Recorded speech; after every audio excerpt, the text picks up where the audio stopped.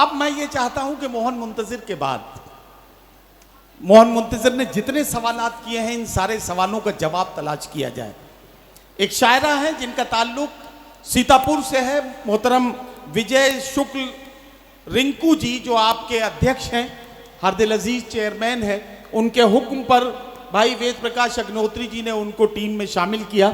मैं चाहता हूं कि अलीशा मेराज जो सीतापुर से हमारे बीच में तशरीफ़ लाई हैं, मैं उनसे गुजारिश करूं कि तशरीफ़ लाएं और अपने कलाम से नवाजें।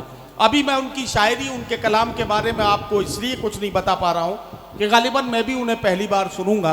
अल्लाह करे कि वो अच्छा कलाम आपको सुनाएं, आपकी दुआएं मिलें और आपकी दुआओं के साथ वो यहाँ से सफ़र शुरू करें और हिंदुस्तान भर में अपने शहर और अपने सूबे की नुमाइंदगी करते हुए लोगों की दुआएं हासिल करें। अलीशा मेराज माइक पर। शुक्रिया। अस्सलाम वालेकुम, नमस्ते, सत श्री अकाल। अलीशा मेराज, मैं सबसे पहले तो आप सभी से माफ़ी चाहूँगी जितने डाइस पर बैठे हुए हों और जितने यहाँ पर बैठे हैं। अगर कुछ भी गलती हो तो माफ़ करिएगा। मैंने सुना था कि अक्सर बेटियों को बहुत प्यार मिलता है, तो चेयरमैन सर ने मुझे मौका दिया है और मेला कमेटी ने मौका दिया, उस चीज़ के लिए तहे दिल से शुक्रिया। यहाँ पर बैठे सभी से इजाज़त लेके स्टार्ट करती हूँ। मुझे नहीं लगता कि मैं आप लोगों का इतना भी लिख सकती हूँ, बट आपका साथ मिलेगा तो शायद कुछ सही कुछ सही सुना पाऊँ। मेरी फैमिली यहाँ पर बैठी है और अक्सर जब किसी चीज़ की शुरुआत होती है तो हम अल्लाह को याद करते हैं, हम उसको याद करते हैं जो बिना बोले हमें समझ जाता है। तो सर ने जैसे याद कर लिया, इतनी प्यारी सी नात सुनाई, तो मैं उसके बाद एक शख्स जो ज़मीन पर होता है, आप सभी उनसे तारुफ रखते होंगे, आप सभी उनसे बेहद प्यार करते होंगे और बेटी का एक रिश्ता उनसे ख़ास होता है। तो मैं बाप से ही शुरुआत कर रही हूँ। मुझे लगता है आप सब अपने बाप को सुनकर ही, सोच कर ही ये सुनेंगे कि एक बाप जो खुद के लिए नहीं खरीदता एक स्वेटर, एक बाप जो खुद के लिए नहीं खरीदता एक स्वेटर, वो बच्चों के लिए पूरी दुकान बना देता है। गुजर हो जाती है जिसकी बंद कमरे में, गुजर हो जाती है जिसकी बंद कमरे में, बेटे की खुशी के लिए आलीशान मकान बना देता है। शुक्रिया। वो भी जीता था आज़ाद, कभी झुका नहीं। वो भी जीता था आज़ाद, कभी झुका नहीं, बेटी की जिद पे खुद को झुका देता है। और मुसीबतें मेरे सर तक आ ही नहीं पाती, मुसीबतें मेरे सर तक आ ही नहीं पाती, वो उनसे लड़ खुद ही लौटा देता है। वाह वाह वाह। और जन्नत क्या मांगे अलीशा खुदा से, क्या कहना, जन्नत क्या मांगे अलीशा खुदा से, वो बाप है दुनिया को जन्नत बना देता है। वाह वाह वाह वाह। वो बाप है दुनिया को जन्नत बना देता है। शुक्रिया, आप सब बहुत प्यारा सुन रहे हैं, शुक्रिया। और इसी के साथ मैंने सुना था कि गोला वाले किसी भी बात का हल निकाल ही लेते हैं, तो मैं एक वाकया शेयर कर रही हूँ, उसके बाद हम आगे बढ़ेंगे। कि एक जगह पे 3 जगह के लोग बैठे हुए थे, सीतापुर से भी थे, लखनऊ से भी थे और गोला गोकर्ण नाथ से भी थे।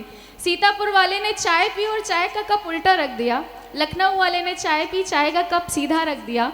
अब गोला वाले को समझ में नहीं आया कि क्यों रखना है, और तो उन्होंने पूछा कि भाई सीधा क्यों रखा है, तो उन्होंने बोला मुझे चाय और चाहिए थी।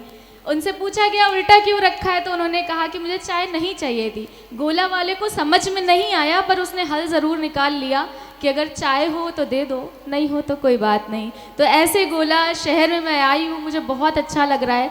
इसी के साथ लड़की, शुक्रिया, लड़की हूँ, थोड़ा सा मोहब्बत देखिएगा किस तरीके से एक, जी बिल्कुल, कि दिल देखिए न जज्बात देखिए, हो सके फ़कत मेरे हालात देखिए।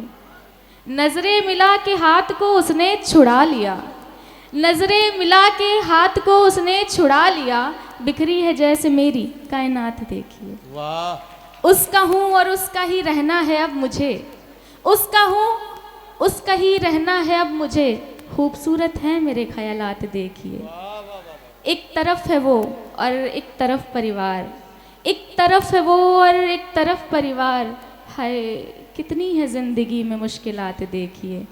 और बतौर ख़ास दिन के उजाले में अंधेरा काट रहा है, दिन के उजाले में अंधेरा काट रहा है, कैसे कटेगी मुझको अब रात देखिए, कैसे कटेगी मुझसे अब ये रात देखिए। और परिवार बैठा हुआ है और यहाँ सब परिवार को बहुत अच्छे से समझते हैं, तो मैंने भी कुछ दूर रह के सीखा है कि घर से दूर रहने पे माँ का एहसास होता है। क्या कहना? खुद कमा के खाने पे पापा याद आते हैं। अरे वाह वाह वाह वाह। घर से दूर रहने पे माँ का एहसास होता है, खुद कमा के खाने पे पापा याद आते हैं। दो आंसू से मिल जाता था जो भी चाहो, दो आंसू से मिल जाता था जो भी चाहो, अब उनसे छुपकर हम आंसू बहाते हैं, अब उनसे छुपकर हम आंसू बहाते हैं। और यहाँ पर मेरी बहनें बैठी हुई हैं। अक्सर एक लड़की ऐसा लिखती नहीं है, लेकिन मैं चाहूंगी। अलीशा सॉरी, मैं आपको रोक के एक बात पूछना चाहता हूँ। Sure. आपकी अम्मी यहाँ आई हैं? मेरे फुप्पा और फुप्पी आई हैं, वो मेरी अम्मी और पापा ही हैं। अच्छा, जिन्हों मैं गोला में रही हूँ बहुत साल। सेंट बिलाल पब्लिक स्कूल के हाजी मजीद खान और शमीम जी बैठी हुई हैं। मैं फूफा और फुप्पी के जरिए आपकी अम्मी तक ये पैगाम पहुँचाना चाहता हूँ कि उन्होंने आपकी जैसी हौसलामंद बेटी को पैदा करके वाकई एक बहुत बेहतर काम किया है, जो हिंदुस्तान की बहुत सारी बेटियों का हौसला बन सकती है। शुक्रिया। आपको इस बात के लिए मुबारकबाद पेश कर रहा हूँ।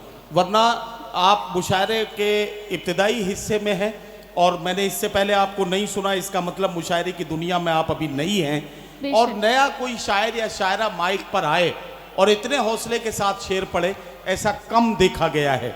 मैंने बड़े बड़े 30 मारखा देखे हैं, निकाह के बाद उनसे सलाम करने को कह दो तो उनकी टांगें कांपने लगती हैं, लेकिन आप इतने हौसले से शेर सुना रही हैं, ये बड़ी बात है। तालियां बजाइए इनके लिए।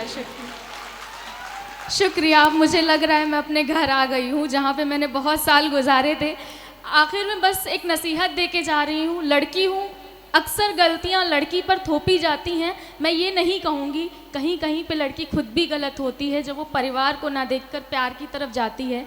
एक आज़ाद नज़्म है, देखिएगा कि कल एक मजबूर बाप देखा था, नालायक बेटी को लायक कह रहा था, समझा नहीं वो क्या हो रहा था।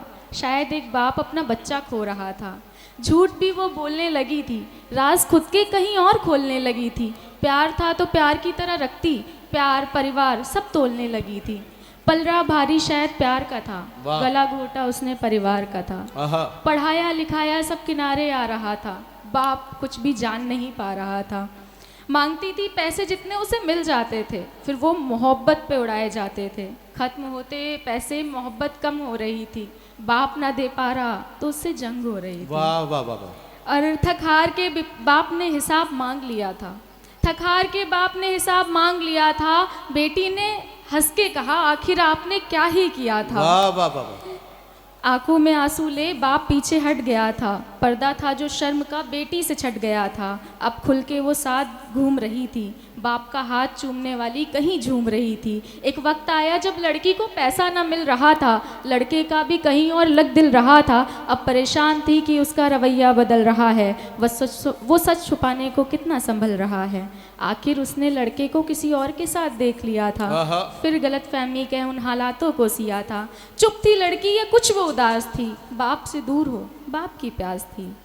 कहा नहीं बाप ने वो ये सोच रही थी, कैसी होती है ये दुनिया ये कह कोस रही थी। उदास देख बाप ने सिर पे हाथ फेराया, मैं तेरा बाप हूँ कहीं नहीं गया ये एहसास कराया। खुश हुई वो लड़की सब भूल गले लगाया, दिल में आया था मरने का ख्याल पापा को बताया।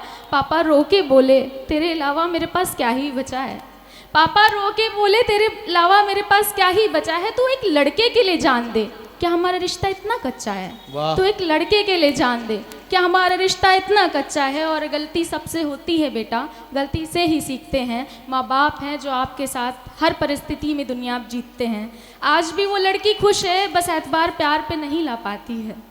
आज भी वो लड़की खुश है, बस एतबार प्यार पे नहीं ला पाती है। कोई पूछता है तो वजह प्राथमिकता परिवार बताती है, वजह प्राथमिकता परिवार बताती है। शुक्रिया शुक्रिया शुक्रिया।